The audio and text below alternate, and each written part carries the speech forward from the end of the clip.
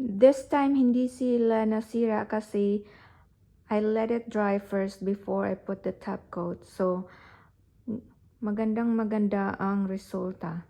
Kasi dati it smears off pag hindi siya dry na nilagyan ng top coat. So, this time is success. Yes. Hello mga Lods.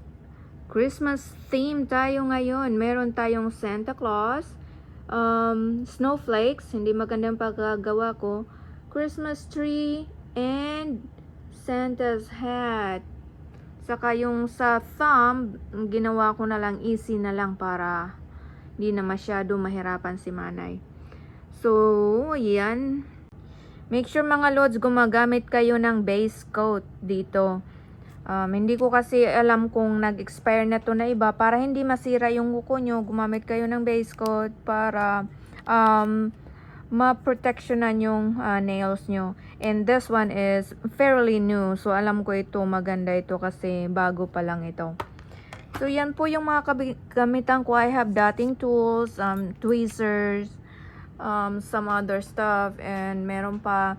And this one saves me kasi hindi ko siya tinapon, pero nandito lang siya. So, nagamit ko. So, yung blue, ay nandito yung blue. Ayan. Tapos, yung pink na yan, nandito, ayan. Yung pink. So, nagamit ko siya. Maganda naman kasi hindi ko sila tinapon. So, ayan mga Lods. Sana nagustuhan nyo ang aking nail arts for Christmas. Merry Christmas! Please like and follow. We'll see you guys. Bye!